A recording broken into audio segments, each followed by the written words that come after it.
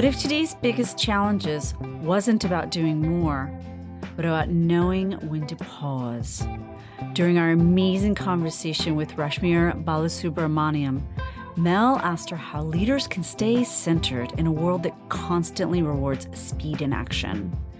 Rashmir's answer was powerful. She explained why balancing doing with being isn't just wise, it's the key to clarity, creativity, and real impact. But in terms of leadership, I come back to, if we look at the state of the world as it is, without judgment, just recognizing it is what it is, right? And we've all contributed to it being this in some way, shape, or form. So we're all complicit. One of the things I think is pretty clear is that part of the challenges we're facing is due to overexploitation of the planet, of the resources, of people. So whether we don't even have to use the words masculine and feminine. I sometimes, when I'm talking about this balance, talk about yin and yang. I'm a huge fan of the Tao Te Ching, and so for me, this is what it's talking about to a large degree, without ever using gender-based words. It hardly even mentions yin and yang, right? But it does talk about doing and being, which is essentially what we're talking about with these two different poles, right? There are two different things, and one creates the other. You can't have either one without the other. That's the world that we live in. That's the nature of this existence. And so, many of our problems are an over-focus on the doing side of things and a forgetting about the being. And the being doesn't need to be complicated. It can be as simple as dropping into silence and stillness, and just from that place, listening for the creative impulse, the prompt for the next inspired action. So then if you're oscillating between those two modes, being and doing, you're more likely to be working in a way that is harmonious, that is connected to how the world is wanting to evolve, or how systems and people are wanting to evolve. So it just opens up a spaciousness that I think can get crowded out when people are overly focused on doing, which of course then creates many of the problems that we're now facing and we're now grappling with. Yeah. That's just a tiny glimpse of Rashmir's thought-provoking perspective. From us discussing masculine and feminine energies we all carry, to ideas about the future of work, this episode will challenge the way you think about action, presence, and what truly drives success. Stay tuned, you won't want to miss.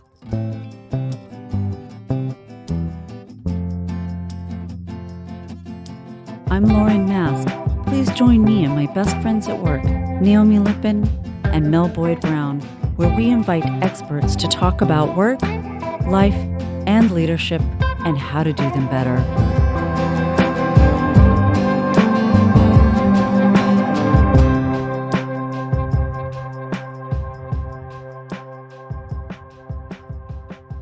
Hello, everybody. Hello. Good morning. Good morning. Happy Friday. Yeah.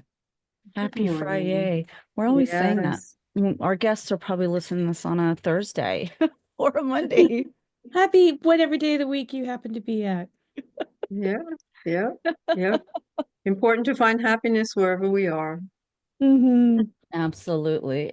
How has everyone's week been? It's been good. It's been busy. I feel like I need a big stretch as I'm talking to you guys.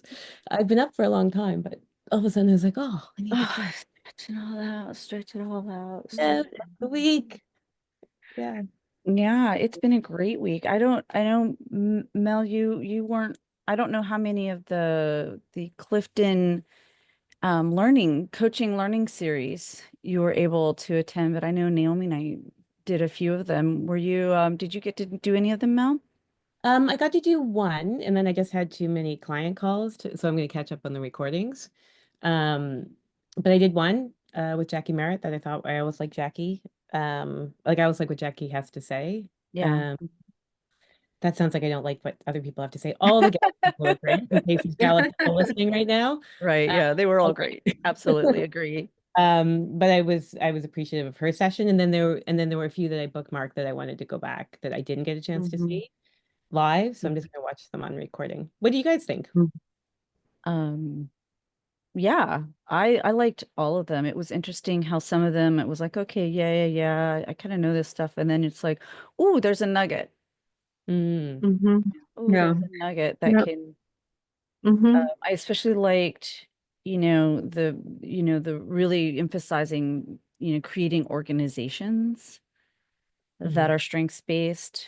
Because quite often, we're working one-on-one with people, at least, that's for me, and utilizing strengths. And it's, this idea and this dream to, really make it an organization that would be more strengths based. And um, I don't know if I don't know, Naomi, if you had a chance to catch this, but at one point there was a link put in the chat, and I don't even remember which session it was. But it's the series that John Clifton does now called Leading with Strengths, and he interviews different leaders. Mhm. Those are readily available on YouTube, but I clicked on it and it was Ellen Shook, who Mhm. is the Chief Human Resources Officer for Accenture. And, I was listening to her and, it's really, really interesting. You think about a big giant company like Accenture and listening to how, progressive that they can be, right? It makes me think of, our time with Jen Nash and her story as well. But as I was listening to the video, and I had to share this with you guys, is Accenture's like, oh, two things. One, they use something vernacular in their organization called a listening framework, and what's Mhm. in their listening framework. And one of the things in their listening framework is the Q12. mm, And so then he asked her, like, which numbers, are items that are your standout awesome, and which ones are like, you'd really like to kind of get a little bit better handle on that, et cetera, et cetera. So she goes, one of our number one Q12 items is best friend at work. And I was like, yeah. So excited. I was like, it's something. yes, my favorite Q12 number, obviously. And I was so excited because I know that when Naomi and I were at our last place together, I was on a mission with the best friend at work, really trying to reach out to folks and educate people on the question and anyway, so I was just all excited because I'm like, we got a shout out. Well, not technically a shout out by Ellen Shook of Accenture. And it's we're not going to go there today, but I loved, Lauren, that you called out like spending time educating people on it, because whenever I've done work in organizations, there's a real pushback to that question Mhm. until people Yeah, understand what that question actually Mhm. really is measuring. yeah, Mhm. and how Yeah. important it is. Mhm. But I just wanted to share with you guys and for our listeners, Mhm. I will put in the description of our podcast today, there'll be a link to that particular YouTube. I think it's worth watching if you're interested in learning more about strengths and bringing that into your organization. And speaking of best friends at work, I'm really excited about our guest today. Absolutely.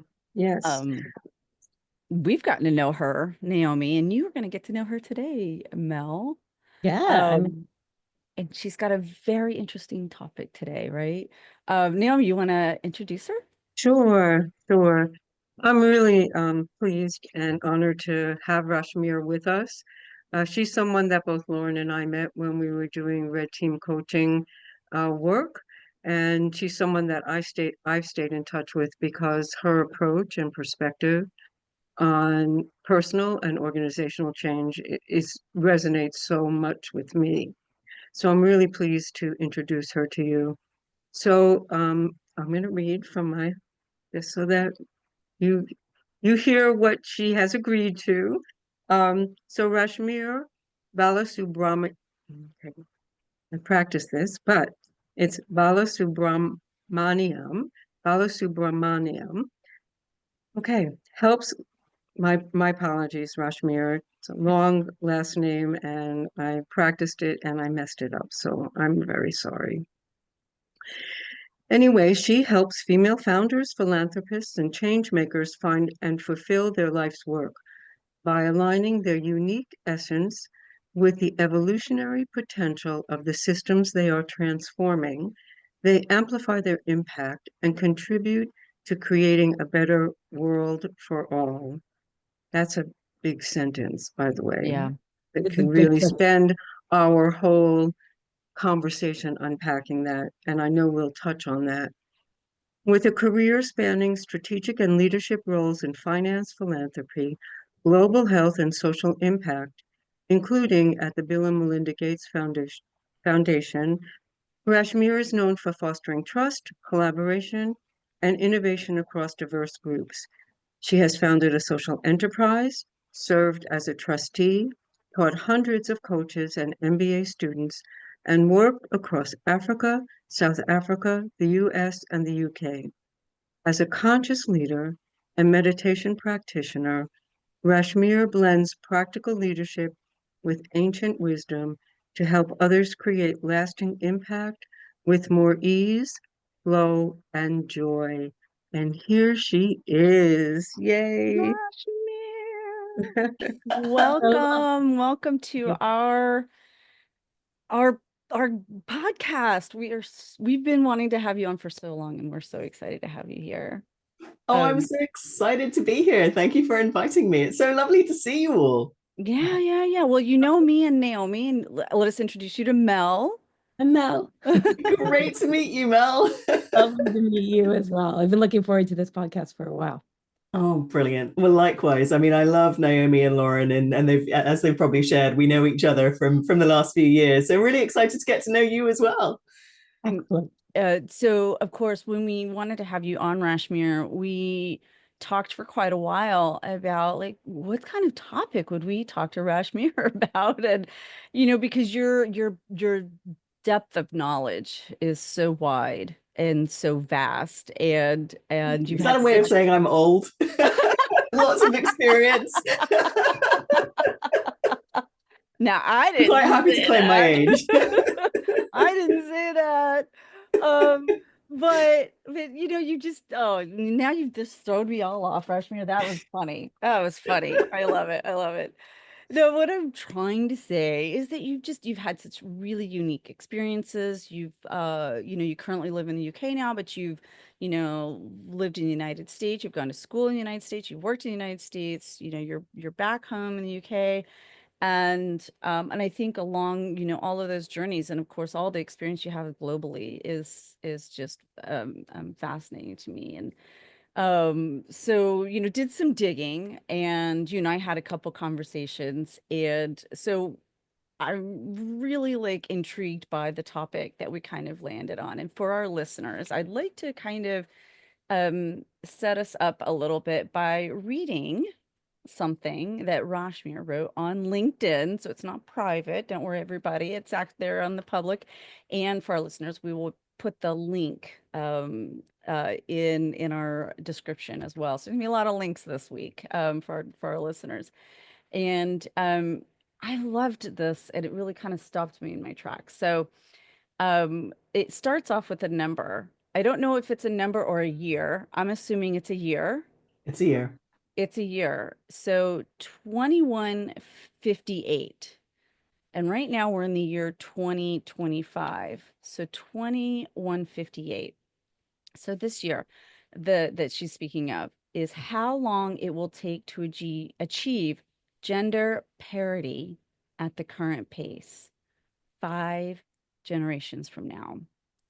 But what if gender parity isn't enough? This International Women's Day, consider aiming beyond equality to a fundamental rebalancing of the feminine and masculine within ourselves, our leadership, and our world. It's not about men versus women. It's bigger than that and deeper than that. We all have aspects of masculine and feminine within us, more or less developed, more or less balanced in harmony. Feminine qualities include intuition, compassion, collaboration, nurturing.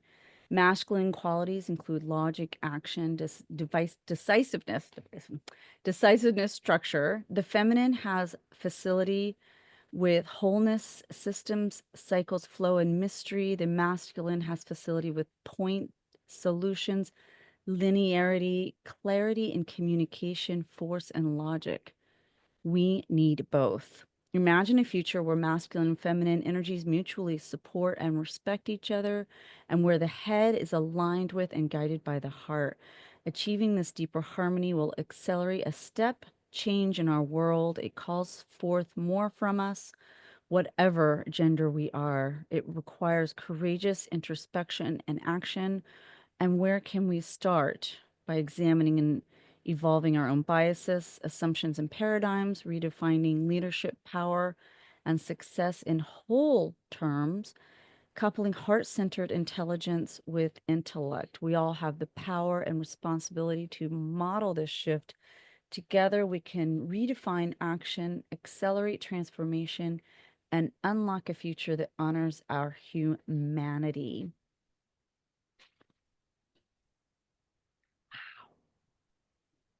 What was the genesis to have you write something really, to me, kind of unique out there, at least unique for me? Good question. I mean, I don't think my thinking's unique. There are definitely others that are talking and been speaking about this as well. And now that we're talking about it, you and others are going to start seeing it more for sure. Of course.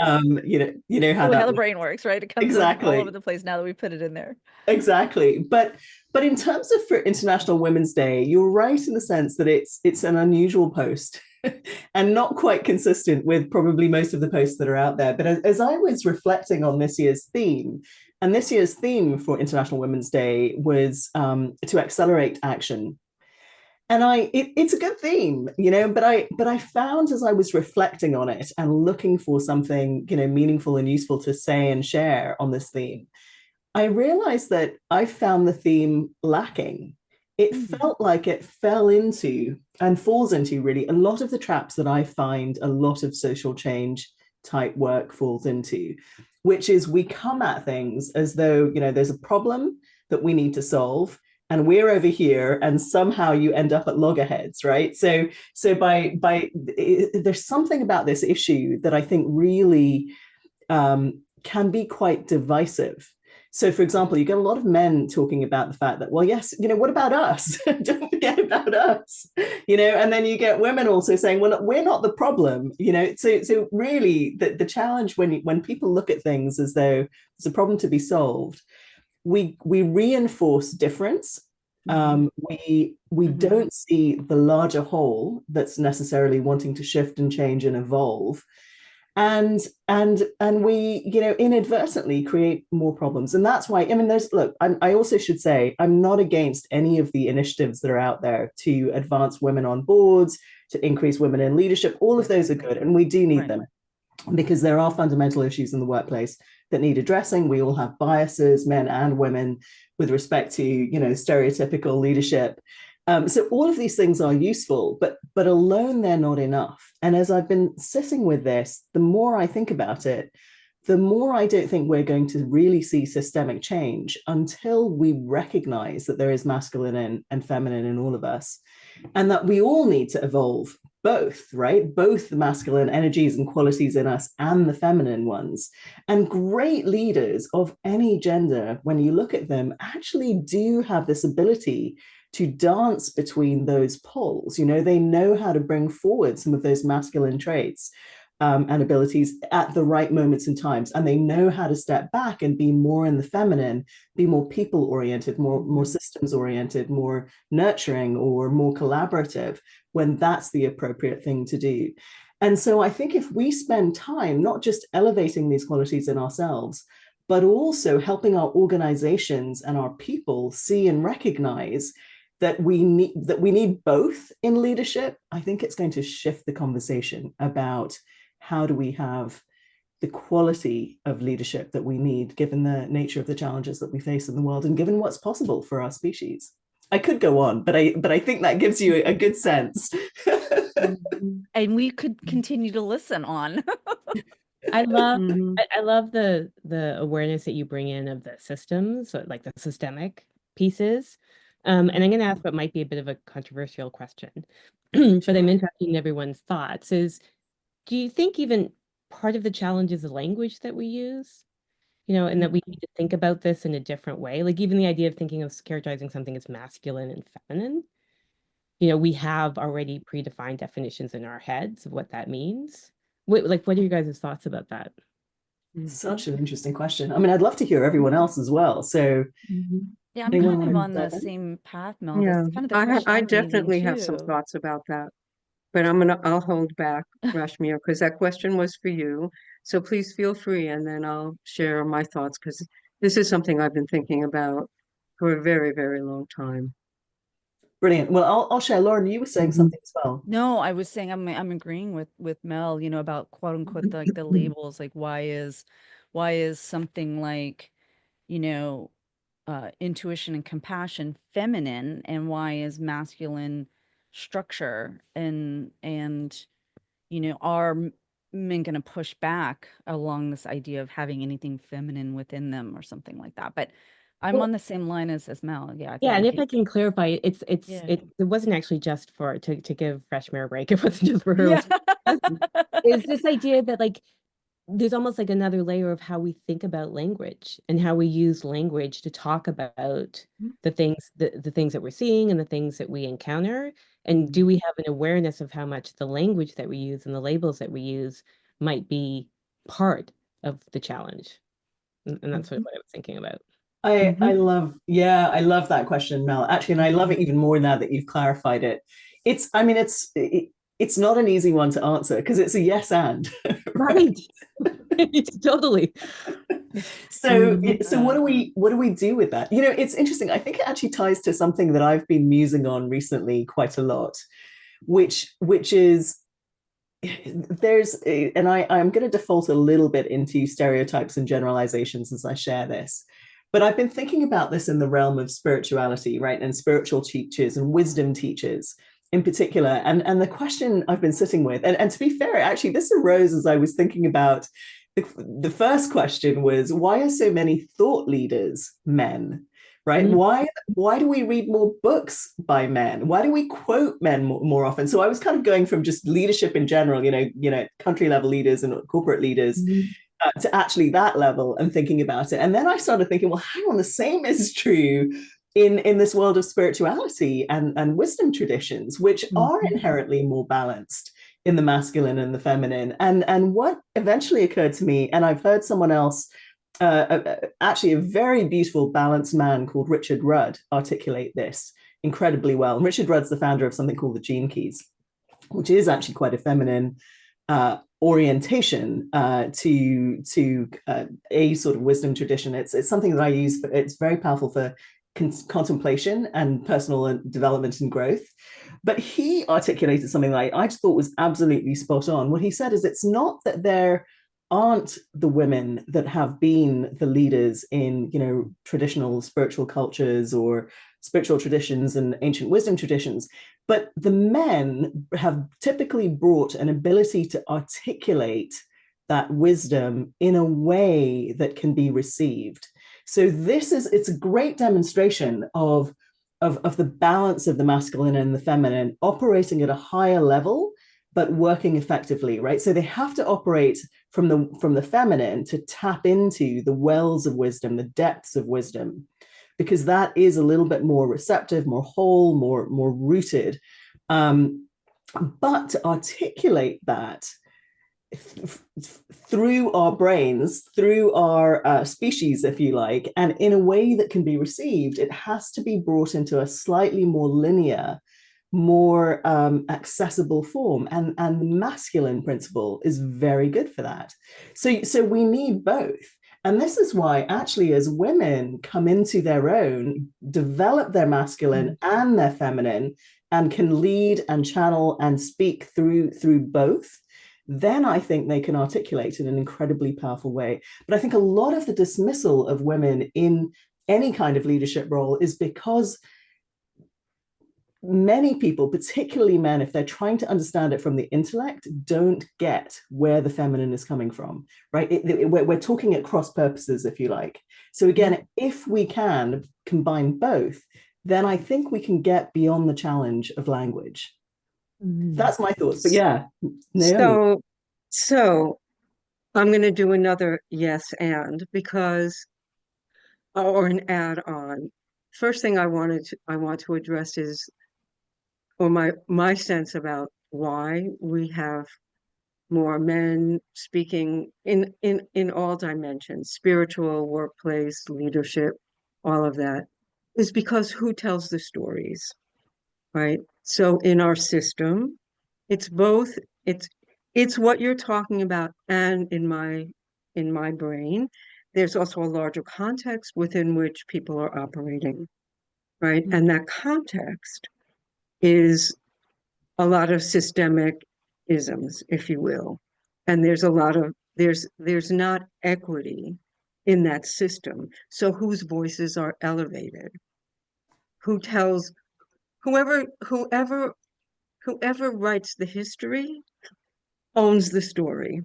So that's from a, if you will, a systems, maybe perhaps you might say more on a political, in the political dimension. I would add that to what you said, because I think that we can't dismiss the larger context within which we operate. And that is what it is, generally speaking. The other thing I wanted to say is around the masculine and feminine. And while I think that there are different energies in the universe, in the world, I, I'm wondering if, like race, if if gender is a social construct. We know race is a social construct. I'm wondering if gender might be a social construct as well, meaning that feminine is all of those qualities that you defined are called feminine. All of the, there's like this polarity. And yes, I agree, there's a flow, there's a dynamic. And I'm also wondering if this late, the younger people, and I give them a lot of, I feel like they've brought this sense of non-binary and the use and the changing in pronouns.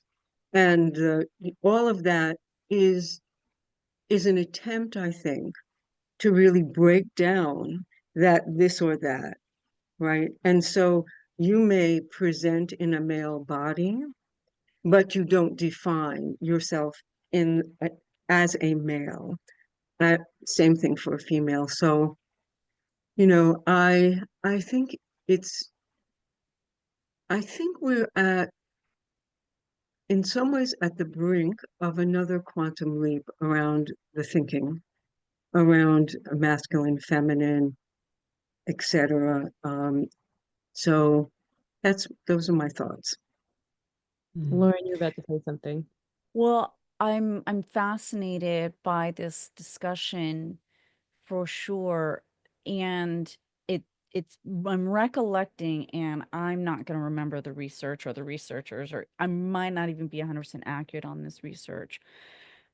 But I think a lot of really interesting um the right word, but when we think about this binary thing that you're talking about, Naomi, and you as well, Rashmir, when we look at children, they tend to be the most purest form and not as socially conditioned as adults are, right? Like they're kind of, for the lack of a better word, almost like a clean slate and innocent. And I remember a friend of mine telling me a story about some research that they did, and they put a bunch of toys in the room. And the first toy that all the kids went to, regardless of their gender label, boys and girls, was a ball. Ball was universal toy that all the kids really enjoyed. The other thing that they found from this research, and we're talking, little kids, and the various toys that they went to, were around some traditional, for the lack of word, constructs around what are girl toys and what are boy toys. Um, and ones that would be like a ball considered neutral, and they were still finding, and I think that, part of me loves the idea of saying, hey, let's get rid of this whole binary thing. But on the other hand, I don't know if I want to like necessarily get rid of it. I wouldn't like include it all in some ways, right? I don't know, because um I I love being a woman and being called she and her. And I don't want to, I personally at this stage of my life, get rid of it, but maybe that changes differently for my children's children. It's kind of like France. Like you hear these groups trying to get rid of the articles of the feminine and masculine for nouns, right? Because they label nouns, as French and feminine. So I don't know. It's very interesting conversation because I'm very fascinated by what both of you are having to say around it. And what are your thoughts, Mel, too? Well, I'm kind of wondering, like, there's so many different ways we could go in this conversation, and I'm aware that this is a podcast about ways of work and leadership. And I'm feeling this sense of like pulling us back to talking about this in the context of Yeah. leadership. Um, and what I'm wondering about is, so if we think about what is called for and needed in the world, um, how do we think that this plays into that? Love that. Love that question, Mel. I mean, I all of these threads are connected for sure, but there's aspects of it, Naomi, some of the gender stuff, which probably is a construct, and the spectrum, between what we've historically thought of as poles, they're, beyond my pay grade. Let's put it that way. But in terms of leadership, I mean, I come back to, if we look at the state of the world as it is, without judgment, just recognizing it is what it is, right? And we've all contributed to it being this in some way, shape, or form. So we're all complicit. One of the things I think is pretty clear is that part of the challenges we're facing is due to overexploitation of the planet, of the resources, of people. So whether we don't even have to use the words masculine and feminine. I sometimes, when I'm talking about this balance, talk about yin and yang. I'm a huge fan of the Dao De Ching, and so for me, this is what it's talking about to a large degree, without ever using gender-based words. It hardly even mentions yin and yang, right? But it does talk about doing and being, which is essentially what we're talking about with these two different poles, right? There are two different things, and one creates the other. You can't have either one without the other. That's the world that we live in. That's the nature of this existence. And so, many of our problems are an over focus on the doing side of things and a forgetting about the being.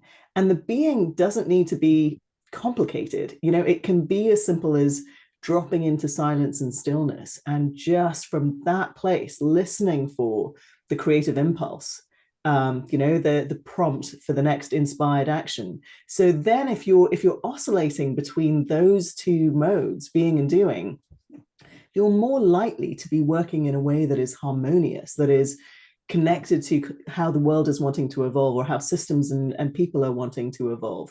So it just opens up a spaciousness that I think can get crowded out when people are overly focused on doing, which of course then creates many of the problems that we're now facing and we're now grappling with. Yeah. Rashmir, I so love that, because I think about oftentimes when I'm talking to clients, to leaders, we're having conversations around where is a space for them to be doing some reflection work. And I often talk about reflection as it's like this meta leadership skill. It's what allows you to see patterns, to be able to then evoke change, because you're able to start to see patterns, not just in how you're showing up, but what's happening in the systems around you and the work. And yet yet leaders operate in this environment that is so short term, right? It's always like, I got to get this done. I got to get this done. And so that tension for them of how do they carve out some time to actually think and to reflect and to be in the moment, I think is a really big challenge for most Mm-hmm. leaders across the board right now. Mm-hmm. So I have a And Mel, what do question. you think is oh sorry, just to build on that, because Mm. I suspect all four of us Mm. have encountered the same challenges with our clients. What do you think underlies their resistance? Because even if they recognize the value in pausing and reflecting, there's still resistance. So what do you think it is? Because thinking is invisible to others, and we reward doing flat out. In organizations, people are rewarded for doing things as opposed to thinking things. We also have a funny Well, relationship, I think, with time. Sorry, Naomi. no, Like, yes, absolutely. Yep. like I think we think of time as it's something that's finite and it's linear and it's not in our control, rather than thinking about time as like, it is something that we can manage through attention and through focus and through choice. And instead, it's like, how many times have you heard someone say, like, I've got like this list of things to do, and I've only got 8 hours to do it, rather than I have 8 hours right now. Where do I want to direct my time and my focus in the 8 hours that I have? Naomi? I'm going to add one more thing because this has recently come up with leaders that I've been interviewing. And one of the things that I think is really interesting is that people don't feel like they have the time to do just what you're talking about, Rashmir and Mel and Lauren, and really taking time to take a breath, take a moment, sit, let things settle. And because when you're doing, you're really coming from here. You're not settled and you're not centered. And uh, number a few of the people that I've been interviewing are saying, because that's where you can think about when people say they're stressed out. It's in some ways that pressure of time and task, right? And so they're stressed, and they're feeling like urgent, and they're not really thinking clearly. And then they make mistakes. Yeah. They mess up. They show up in a way that creates more problems because they're not treating other people in the way that in their heart of hearts they would if they didn't feel stressed. Mm, So, in some ways, I think the key to some extent is to get people to really see that and to have them experience that, right? Because it's not enough to think, oh, that makes sense. You have to actually experience it to know that taking 10 minutes, 5 minutes, whatever it happens to be, to center and to take time for reflection, to see how effective that is. You have to experience that. Someone telling you that is not going to make the difference. You almost have to say, try an experiment. And it can be 5 minutes.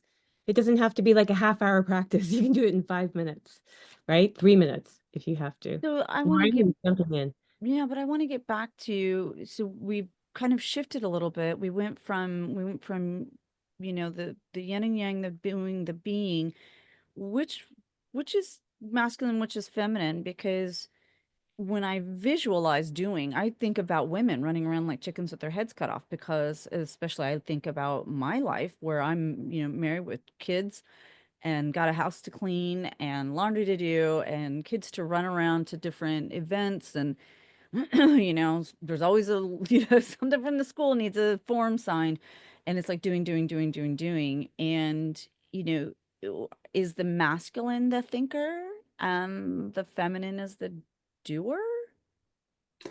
So No, Which seems weird to me. it's yeah. I'm saying, Lauren, what's the difference? Why does it matter? Well, I guess Why does because it because matter? I'm very interested in Rashmir's message about finding the masculine and feminine with us. And then she was very specific about feminine qualities and masculine qualities. So I'm just kind of curious how the doing and the thinking, which is which. So what I'm loving about the questions that you've all asked is that I think it really highlights the point Mel made about the language challenge, or at least one of the points she made about language. Because, so I could give you an answer, Lauren, and I will in a moment, but the challenge is, so when I come in and say, so using this framework, I would say doing is masculine, being is feminine, thinking could be a bit of both, actually, but it's typically thought of, the intellect, the mind as intellect, that kind of thinking is typically thought of as masculine.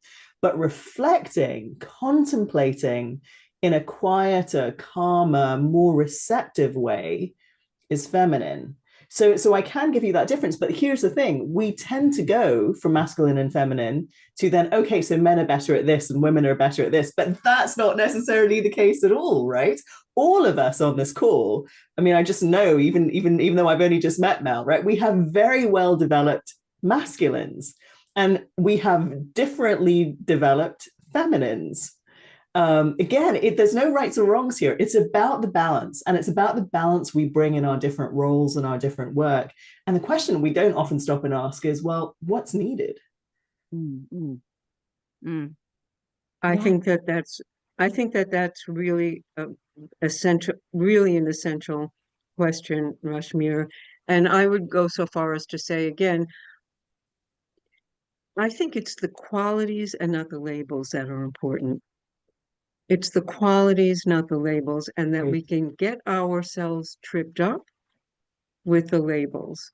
Because, so Lauren, just to connect to something that you said earlier, you're like, well, I like being a woman and I like being called she and her. That's fine, that's perfect. But then that puts you in a space of, oh, but I'm really good at, I'm really good at the doing. What does that mean? Do you see what I mean? How sometimes those labels in our own mindsets limit ourselves. They can limit us. So if you have, for example, let's take a stereotype, alpha male, right? That's a stereotype, right? If you start talking about these ideas of taking time to reflect and being receptive, and they think that's feminine, like this, right? But if it's just those qualities that are needed in that, or let's even put it in terms of leadership, for them to be a more effective leader, they need to bring forth those other qualities in themselves, right? Then if you strip away the label, there may be less resistance. Hmm. Yeah, like It's, it's this idea, Naomi, where I think you're going, is we have access to all of this inside ourselves. yes. And it's what we choose to tap into and to notice what our environment is bringing out in us, the systems that we're working in. So Yeah. we might be working in environments that really value our ability to be logical and to execute quickly and to get things done. Can we notice that that means that we're not being reflective and contemplative, that we're sitting in more of a reactionary place? It feels great, we're getting lots done, right? But we're not necessarily in a bigger picture able to take a step back and see like what else is happening. And so I feel like the invitation is, how can you notice that for each leader for themselves? Might you pay attention to where you're putting a lot of your energy, and is there something else that you could be bringing forward that you're not bringing forward right now? Well, and do we Yeah. think that, going back to social constructs? So I think about women and men just in general. We'll take the leadership out for a moment, and even the work world, and we'll just go into life, because that transfers into what happens in the work world, right? Hmm. And a funny story is, I feel like people who are able to embrace things that have been traditional, for the lack of a better word, opposite sex, right? So I grew up, I became a carpenter in college, building scenery to make money. My dad was a carpenter, so I learned all about all the power tools, and I actually kind of liked it, because here I was, this skinny girl, working in a big, giant, huge scene shop at University of Texas, and these freshman boys would come in and they're looking at me and they're like, "What a minute," and having all this, and I'm kind of proud that I know power tools and I know how to use them. And then in my family, my husband's the cook. I'm not, right? Which is traditionally been in households, the female is the cook, and we kind of reversed that. And I remember my son being little, and he was coming in the kitchen area. I was doing some work, and he pointed at the power tools, and he goes, "Mommy's toys." And I went, "Yes." So we've grown up in a house where my son thinks it's perfectly acceptable for a woman to maybe work in a traditionally male environment. And I think that if I want to think about what you're saying, Rashmir, and you can tell me if I'm way off base, is that when we do start to embrace in our work world, all these men in these power dynamics, if they start to accept women in the masculine space without, for the lack of word, calling them names, aggressive when a woman is just being assertive. You know what I mean? Like we need to have women's voices. I'm rambling and I apologize because my brain's going 900 miles an hour. But I was struck by something you said earlier and I wrote it down. Books and thought leaders that there are more men than women. And I literally yesterday was looking at my bookshelf because all my books are right here. And I was going, how many of those? Because of course, I'm sure we have a lot of the same books. How many of those are written by women? I'm now like dying to go and pull all these out, and I'm willing to bet there's only a few. Yeah, it's not that the women thought leaders don't exist. That it's the same bias in all of us, even us as women, right? Because we've been conditioned by our world to see leaders and thought leaders as, frankly, predominantly white men. So the majority of the books that we buy, the majority of the people that we follow, the majority of the people that we give the extra kudos that then keeps propelling them forward on their journeys are white men. And I've been playing with this on LinkedIn. I'm very consciously trying to expand my female and my non-white network because even I catch myself doing it, defaulting to those same few people. And it's not that they're not great. Some of them are wonderful and have brilliant things to say, but how much am I missing because I'm not paying attention to some of the other brilliant people that don't fit that stereotype? Yeah. How I do we yeah. elevate them? Well, I think that that's kind of in some ways in my mind, this podcast, we have the opportunity to elevate voices that are not typically elevated.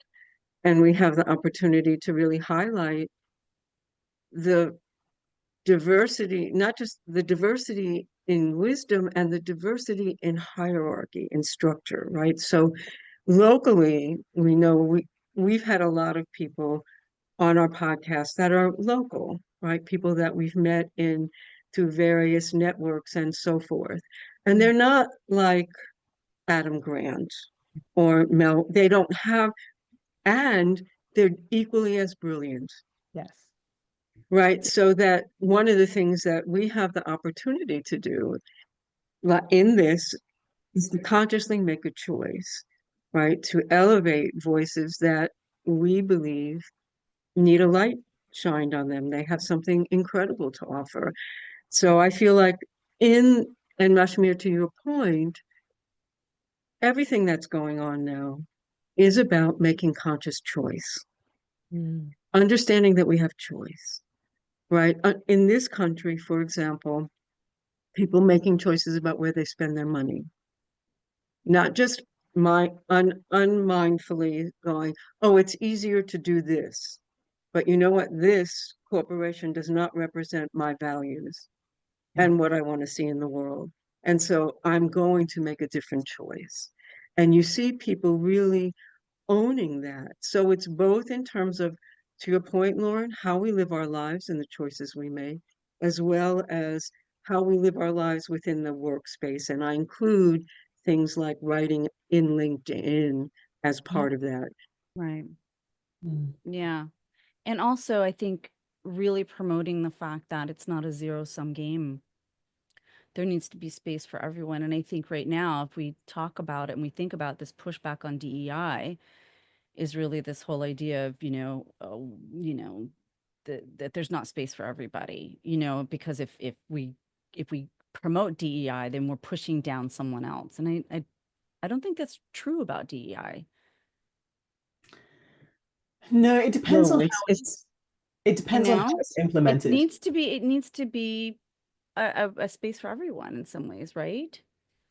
Because if you well, start to say someone's going to lose, then there's going to be a fight. Well, it's this idea of how do you find like win-win-win, right? Equity. Yeah. Yeah. well, here's the thing. There's no one. Okay, again, this is I belief is my number 10 in my Clifton Strengths. It used to be my number one. So I'm feeling that belief coming out. I'm gonna say, Bring it okay, out, Marilyn. Naomi. Let us hear it. Yeah, Like, say it. okay, take a deep breath because that stuff gets me crazy because it's not neutral. What's going on is not neutral. This whole pushback about DEI it's not neutral. It's very well thought out. It's been thought out for a very long time. It is to keep people down. No, There I'm is, agreeing with you, right. Naomi. And I'm I saying, just, no, no, no, no, no. Then you're yeah, misunderstanding me. I'm not saying the pushback on DEI is neutral. I'm saying when we were pushing DEI up, like when we were hiring at companies someone to do DEI programs, was not zero sum game. It wasn't meant to take a power away from anybody.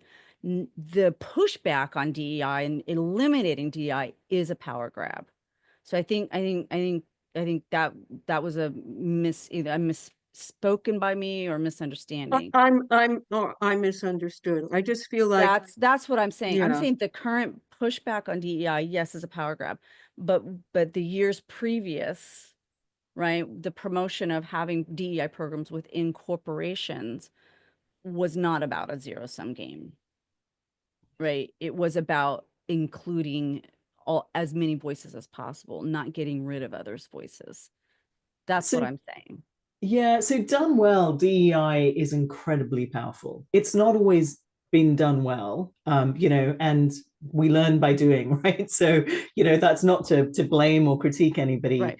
Um, but I think the power thing is really interesting, actually, because some of that pushback has rightfully come from the fact that it says you are going to shift the balance of power if you're serious about DEI. And that is politically very tricky in Yeah. organizations and countries. And so it's understandable that there is pushback from those that have historically held more power and exploited it for their own gain rather than for the whole. And so this is where this actually does very much connect to the balance topic that we're talking about, whether we want to call it yin and yang or doing masculine and feminine. And I want to share a quote with you by Rianne Eisler, who wrote a book called The Chalice and the Blade, which may well be worth reading if you're interested in this topic of masculine feminine differences. But one of the things that she says in the book is the root problem is not men, but the system of domination itself. And I think that is absolutely on point. We have consciously or unconsciously created systems of domination that play out in organizations, in families and organizations, in countries and globally. And I believe we're at a place in our evolution as a species where we are trying to break free of those systems of domination. And that is a really tricky place to be. The good news is we have lots of evidence on the power of diversity, right? And the power of balance. So, one of the stats I wanted to share with you all is something from the conference board. Their report some years ago that shows, organizations with at least 30% women in leadership roles are 12 times more likely to be in the top 20% for financial performance. That's huge. You only need 30% to start getting benefits that are more than 10x benefits. And here's the thing, that's just looking at diversity in simple terms. What if you rebalance the masculine and the feminine in the whole leadership team? I bet you would get even more than 12 times, right? So again, if we can look at it more systemically, instead of being overly focused on the power rebalancing, we expand the pie. And then you're having a very different conversation. Yeah. I love that, by the yeah. way. I love that. Mhm. Oh, that just so resonated with me. part of my training was in systemic team coaching, and we talk a lot in that work about like how do we make the pie bigger, period, for everyone. And so that's really like resonating for me right now as you're Mm-hmm. No, about that. I'm kind of wondering Yes. is how do we get, as I go back to how do we get people to embrace that construct, these men to tell them to accept. And I guess we go back to what Naomi was saying. No, we don't necessarily say, embrace feminist qualities or feminism qualities or the feminine, what, oh my God, the feminine qualities, but we use the words instead of going and telling our men to be more girly. Yeah, I think that's exactly right. Yeah. Yeah. So I just want to go back to what you said, Rashmir, what you said, Mel, and what you also said, Lauren, in terms of this shift that we're going through as a species, as a world, globally right now, and that what you talked about and what that woman said, it's the system of exploitation and domination that has actually, in many ways, as the polarity of male female has really stunted and limited our potential for what we can create, I think, because from the standpoint of male female, men or little boys who exhibited more what were called feminine qualities when they were growing up were taught to hide them, squash them, Don't suppress them, cry, right? right? Don't cry. Same thing for girls, being really strong and out there and whatever. No, your place is this and that. So all of these things, and also race as a social construct, right? It's kept white people in a certain space, people of color in another space, and privilege for sure on the white side of things, and also limited people's understanding of humanity and really ability to embrace the wholeness. So I think that we are in a place of really questioning, and the structures that have been held power, they are going to fight like hell to not let that go. And that's what we see going on for sure in this country and in other countries around the world as well. Because those, they're like, mm-mm, we're, you know, we're, so it happens uh, it happens on every level in society. Yeah. Yeah.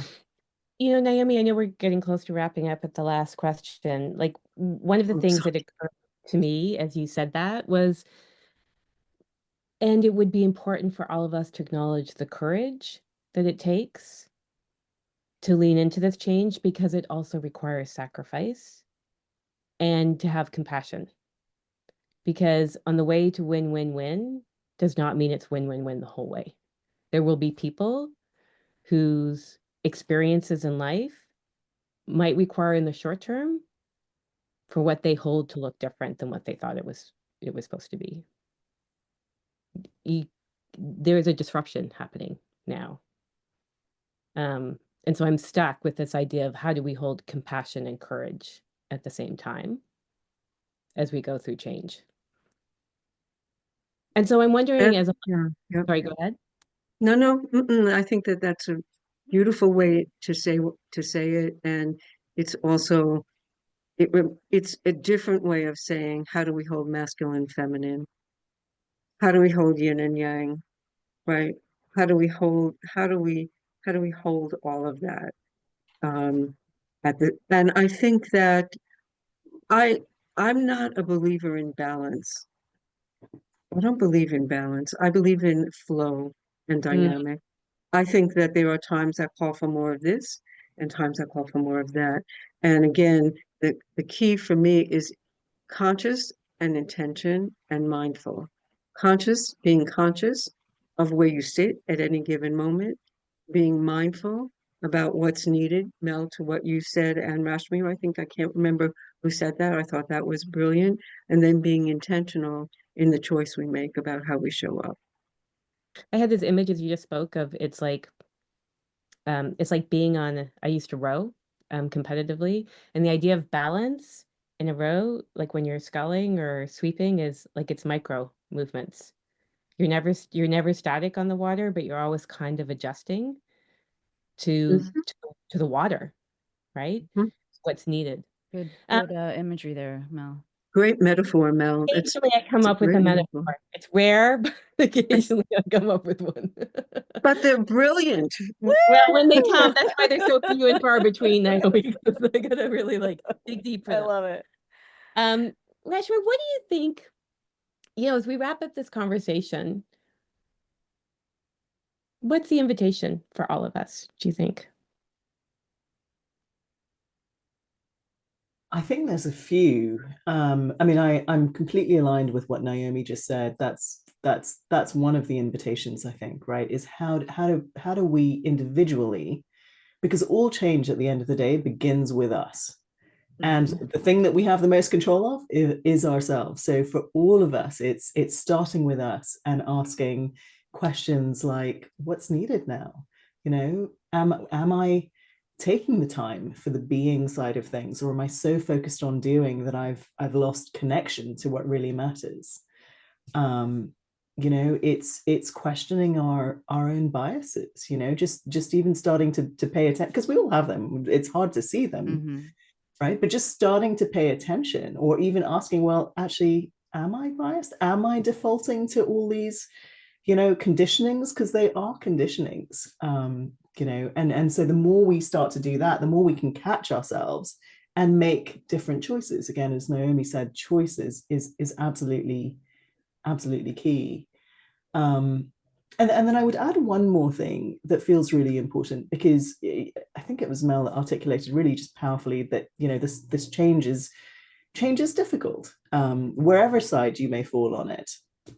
And so the courage and compassion is absolutely on point. But I would also say, let's not forget to celebrate, Mm, because we may not be where we want to be right now as a world or as a species, but I don't see any of it as wrong. So if we can withhold judgment and instead recognize this has brought us a lot of gifts, yes, it's brought us pain and suffering as well. But what if we celebrate the gifts of where we are and the systems that we have, and even the imbalances that we have, and utilize the suffering to catalyze growth and change and development and more creation of what we do want? mm. Oh, thank you. I love that. Ending on celebration and non-judgment, just acceptance. But celebration of what it's brought us. This is like, now all of a sudden I'm like, I needed to go for a walk and like think. I've Right? loved this. Thank you so much. Yeah, we covered a lot of ground in this, and we could certainly continue conversation about any of the nuggets or seeds that have been just touched upon in this, because this is really deep. I This agree, is deep. Naomi. Second podcast is what I hear you saying, Naomi. Well, you know what I would like to do is invite our listeners, if there was a question that they were dying to ask that we didn't get around to asking, put it in the comments of whatever platform you're listening in. We'll grab that, and maybe we can figure out a way to address that for people, either through the comments, and continue the conversation that way. We could have asked it. So Mhm. awesome. Awesome. Rashmir, thank That's you great. Thank so you. much Thank for spending you. this time with us today. You're We so welcome. really, really appreciate it. We say this to every single guest, and I know it would probably be impossible, but we want to have you back, I'm sure. I'd be happy to come back. Thank you all for having me, and it's been a lovely conversation. I really love what everyone's brought to it, and yeah, I agree. We've barely scratched the surface, Barely, but right? hopefully left your listeners with something of use. Yeah, I think so. And certainly something to think about for sure. Thanks, Rashmir. Have a My pleasure. wonderful rest of the day, and thanks to all our listeners. As we say goodbye to Rashmir. Thanks so much, everyone. Lovely to see you all. She, as always, listen to her for forever.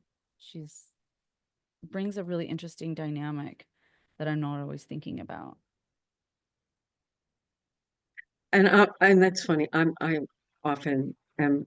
Almost always thinking about that.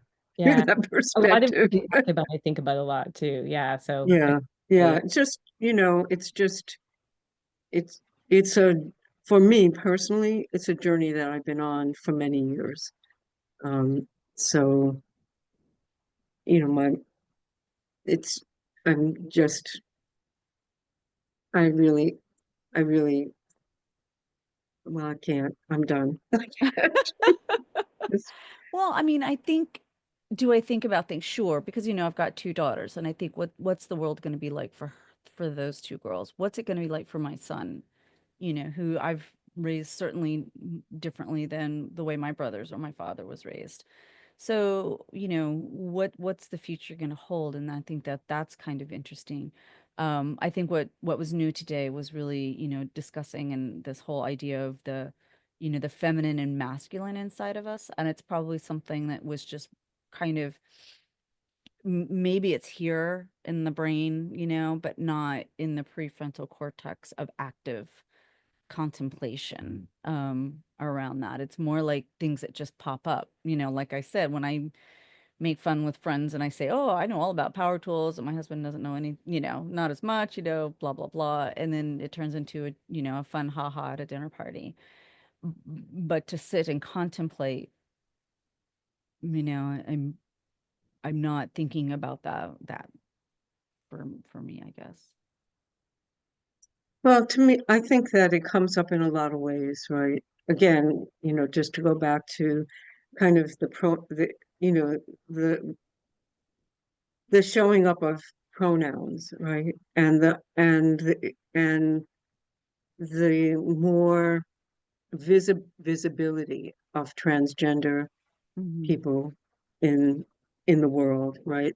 More visibility of an understanding that you can show up in a female body and not feel connected to what that looks like externally, right? And all of that kind of conversation and really looking at blurring that's, you know, very clear divide. This is male. This is what male does. This is what female does, and what it looks like, and the expectations around that is, I think, really a good thing. And we need more conversation and more that needs to be developed even more. And I can remember, Yeah, let me just finish my thought here for sure. a moment, because I can remember, so in the gay lesbian community, there was a lot of controversy around transgender and women born women, and then men who transgender men, or men who transgender to women. And I had friends, and we were definitely on different sides of this, because to me, I'm like, as long as you're not coming, the the the differentiating issue is the mindset and that you show up in. And for me, as long as you're not in a power over mindset, right? Because if you were born as a white male, for example, and then you transgender, you need to also do some internal work to figure out what that power over mentality that you've been socialized to believe in, and the privilege that you've had walking in those shoes. And now you're a woman and you need to really manage that. But besides that, I don't really care. I think it's, you know, as long as you're not trying to tell me how I have to be, you be you, right? You be you. And that's, Well, you know what, Naomi? You be you is a really great, like, because I think that's what we need in our workplaces and we need in our leadership. You know, it's once again, it's coming back to authenticity, but not authenticity as in, you know, if you're a white male, you know, that you're automatically going to be a leader, right? And I think that that's what I think what we're having. It's a cosmic shift. It's going to be hard, and I think Mel's right. You know, finding the compassion for people to get used to these ideas. It's not easy for a lot of people. It also strikes me just as we're talking is that I really appreciate the you be you mentality, and that will create a sense of threat for people because Yeah. you know we all have assumptions and biases that we don't know. Like we all know the saying, you've got a brain, you've got a bias. Like of course you do. It's how you process the world around you. And you'll come into situations with expectations of how things should be or they could be. You may run into values collision. And those aren't right or wrong, but I think it that there will be that it will be at times painful, that it will be disruptive um, for people. And maybe so that's where yeah. it comes Yeah. from. So disruptive, yes, Mel. So just to, I'm gonna connect to something that Rashmir said at the end of of that part of our podcast, which was, change happens here, right? First, our the change, we need to take responsibility for how we show up in the world, right? And so so getting and it's an ongoing process because we're still swimming in the same water, right? We're still swimming in the same sort of social context. But for us, for example, for us as white women, there's continual work that we need to do to Yeah. really re make sure, really weed out those unconscious biases, Totally. Mhm. right? The way that we've been socialized, how we treat people, how we show up, that it's not, oh, I've done this work and then you're done. It's You not like never that because it's a continual, and it needs to be an intentional process, because if it's not intentional, then how our unconscious biases take over. Yeah, yeah. well, and there's a lot of people that don't want to do that. I mean, there's a lot of people that do not want to change because they have their belief systems, and it's going to take an external force or time, right? Time and pressure is what makes diamonds. Hey. Well, and change can create threat states for people too, right? And so Yeah. that gets Yeah. created.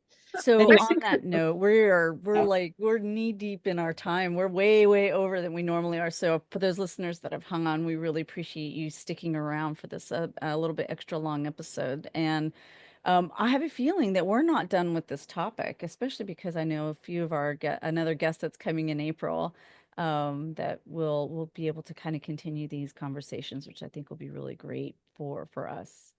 Um, Naomi, Mel, as always, thank you for sharing this space with me and for going on this journey with me on this podcast. As always, you guys mean so much to me, and I love our conversations. Me thank you. too. Me too. Me too. It's great to connect with both of you and connect with all of the people we've had on our podcast. And I really do think that we are serving a really important purpose by lifting up these voices and putting them out there. And whoever connects to them are the people that will benefit and need to hear it. I hope so too. Have a wonderful rest of the day, guys. Thank you. See you on our next episode. Thank you so very much for spending some time with us. We hope you got something out of this episode. Now, if you liked it, do us a huge favor and take a moment and hit the like button. Did you do it? Thanks. Now, are you curious about who is next? Well, then please subscribe to the podcast. It'll help our channel so very much if you do choose to subscribe. Because, of course, the more subscriptions we get, the more opportunities we have to scale up our production, the types of guests we can have, and overall improve on what we can do to make the experience you want and might need. I feel like I sound like a public radio station fundraiser right now. Well, I guess that makes sense because we want you to come back again. So hit that subscribe button. It's super easy. Thanks so much, and we can't wait for you to join us for our next episode of Best Friends at Work.